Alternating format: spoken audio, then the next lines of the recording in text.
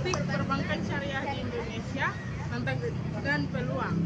1. Pendahuluan. Perbankan syariah di Indonesia sebagai bagian internal dari sistem keuangan yang berbasis pada prinsip-prinsip hukum Islam telah menunjukkan perkembangan yang signifikan dalam beberapa dekade terakhir. Dengan populasi muslim terbesar di dunia, Indonesia memiliki potensi dasar untuk mengembangkan sektor perbankan syariah. Sistem perbankan ini menawarkan alternatif yang lebih adil dan transparan dibandingkan perbankan konvensional yang berbasis pada bunga atau riba. Seiring dengan meningkatnya kesadaran akan pentingnya prinsip ekonomi syariah, ekonomi yang etis, perbankan syariah semakin mendapat perhatian dari masyarakat luas. Namun, meskipun sektor ini berkembang, perbankan syariah di Indonesia menghadapi berbagai tantangan yang harus diatasi agar dapat memanfaatkan peluang yang ada secara optimal. Kedua, sejarah dan perkembangan perbankan syariah di Indonesia. Perkembangan perbankan syariah di Indonesia dimulai dengan pendirian Bank Muamalat Indonesia pada tahun 1991 yang menjadi bank syariah pertama di negara ini. Meskipun pada awalnya perbankan syariah masih terbilang sangat kecil dan terbatas, Bank Muamalat Indonesia membuka jalan lagi institusi keuangan lainnya untuk mengembangkan layanan berbasis prinsip syariah. Pada tahun 1998 Indonesia mengembangkan regulasi yang lebih formal untuk sektor perbankan syariah yang ditandai dengan terbitnya Peraturan Bank Indonesia tentang perbankan syariah. Peraturan ini semakin memberikan fondasi yang kuat untuk operasional bank-bank syariah. Pada tahun 2008, sektor perbankan syariah Indonesia mengalami tonggak penting dengan disahkannya Undang-Undang Nomor 21 Tahun 2008 tentang perbankan syariah. Undang-undang ini memberikan kerangka hukum yang lebih jelas dan kokoh, mengatur aspek operasional, tata kelola, serta pembentukan dan pengawasan bank syariah.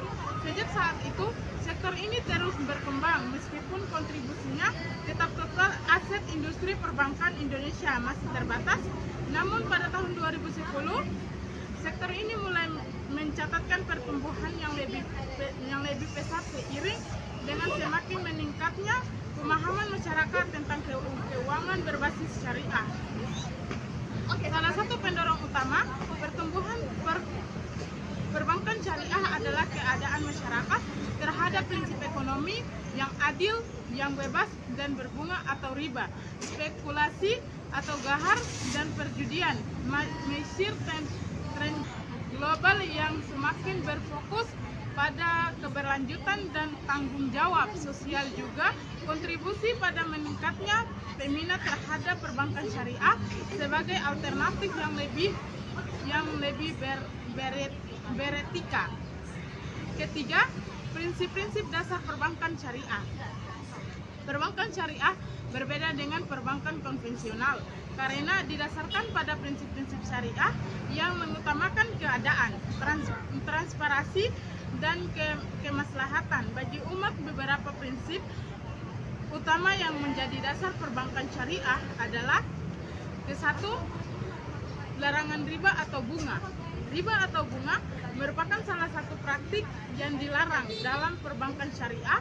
Dalam sistem perbankan konvensional, bunga merupakan sumber utama keuntungan bank. Sebaliknya, dalam perbankan syariah, keuntungan diperoleh melalui skema bagi hasil seperti dalam kontrak mudharabah dan musyarakah, di mana bank dan kontrak mudharabah dan musyarakah, di mana bank dan nasabah berbagai keuntungan dan kerugian sesuai dengan kontribusi masing-masing.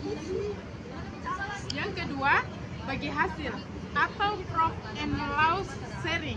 Sistem bagi hasil ini mencakup dua jenis kontrak utama, yaitu mudharabah atau banyak menyediakan modal, sementara nasabah bertindak sebagai pengelola usaha. Keuntungan yang dihasilkan dibagi sesuai kesepakatan. Sementara kerugian ditanggung oleh bank, kecuali jika ada kelalaian dari pihak nasabah. Yang kedua, musyarakah. Bank dan nasabah bersama-sama menamakan modal dalam suatu usaha dan berbagai keuntungan serta kerugian berdasarkan presentasi yang telah disepakati. 3. Larangan gahar atau ketidakpastian. Gahar merujuk pada ketidakpastian atau spekulasi yang tinggi dalam transaksi. Dalam perbankan syariah, setiap transaksi harus jelas dan transparan. Oleh karena itu, produk-produk perbankan syariah harus memiliki dasar yang jelas dan tidak boleh ada unsur spekulatif yang dapat merugikan pihak manapun. Keempat, larangan maisir atau perjudian, praktik yang mengandung unsur perjudian atau spekulasi yang merugikan, seperti transaksi derivatif yang tinggi resiko. 4.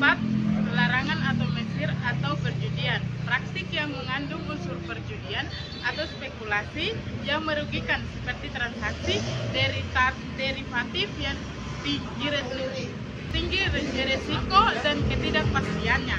Dilarang dalam perbankan syariah. Oleh karena itu, perbankan syariah hanya akan berinvestasi dalam kegiatan ekonomi yang produktif dan bermanfaat. Kelima, kepatuhan. Kepatuhan terhadap etika sosial dan keberlanjutan perbankan syariah memiliki kewajiban untuk memastikan bahwa kegiatan bisnisnya tidak merugikan masyarakat atau lingkungan.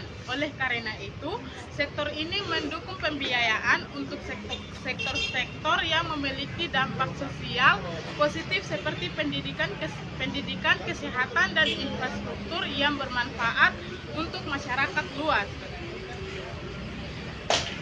Keempat, tantangan yang dihadapi perbankan syariah di Indonesia. Meskipun potensi perbankan syariah di Indonesia sangat besar, sektor ini masih menghadapi beberapa tantangan yang signifikan yang dapat menghambat perkembangannya. Pertama, kurangnya pemahaman dan edukasi masyarakat. Atau meskipun perbankan syariah dikenal pemahaman masyarakat mengenai prinsip-prinsip syariah dan produk-produk yang ditawarkan masih terbatas.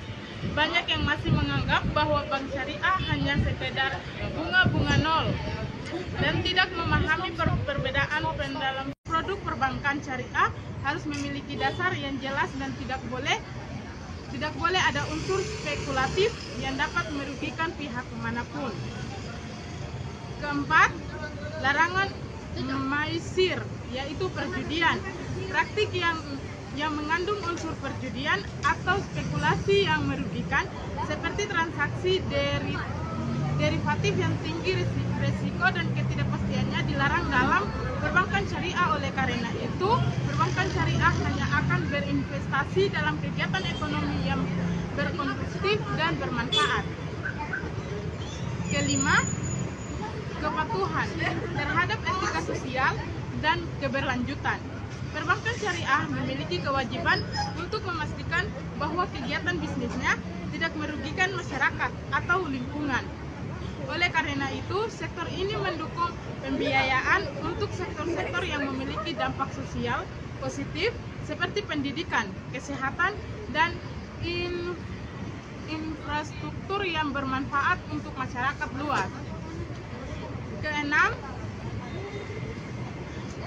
tantangan yang dihadapi perbankan syariah di Indonesia. Meskipun potensi perbankan syariah di Indonesia sangat besar, sektor ini masih menghadapi beberapa tantangan yang signifikan yang dapat menghambat perkembangannya. 1.